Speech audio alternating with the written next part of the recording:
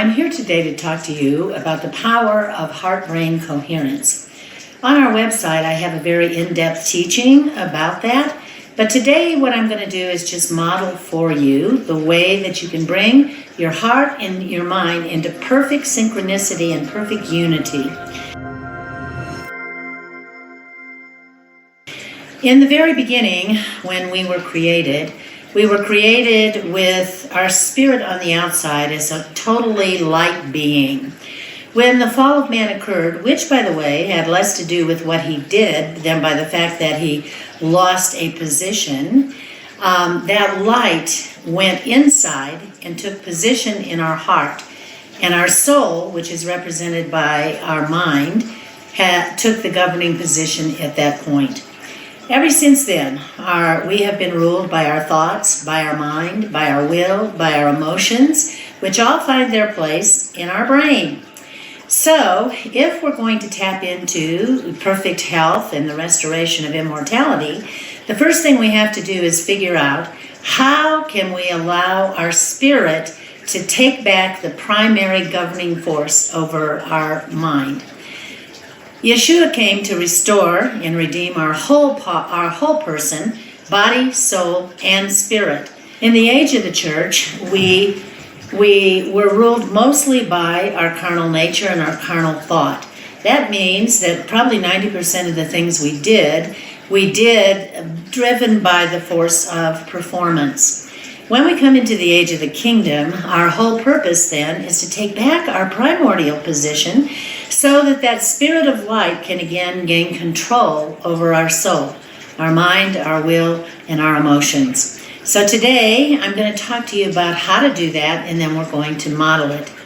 Number one of the things that science has proven by testing 5,000 people medically on magnetic resonance machines, which can tap into the coloring of the brain patterns, they have discovered that 75% of all of the thoughts of human beings are negative, and 95% of them are repetitive.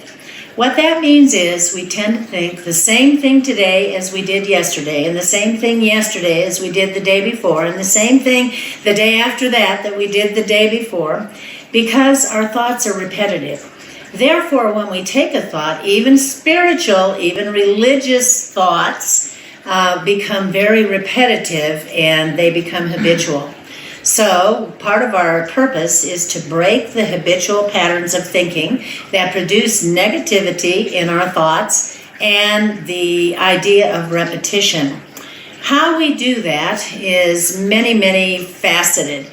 Number one, we have to take captive of every thought. The word says, take captive every thought to the obedience of Christ Jesus, casting down all vain imaginations, every high thing that exalts itself against the honor of the Father. How do you take captive every thought when we have 60,000 thoughts a day? That's proven scientifically. So, how do we do that?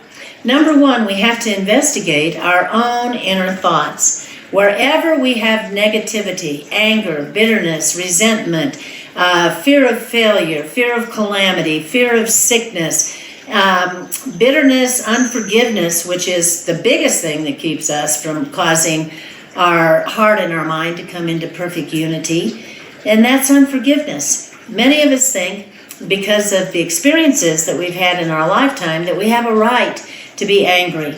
But the truth is, when Yeshua gave himself for us, the word says he cast our sin to the bottom of the ocean, that it should be as if it never existed in the first place. Therefore, it's not just enough to confront anger, bitterness, resentment. We have to utterly cast it as far away from us as the east is from the west, because that's what God does with our sin.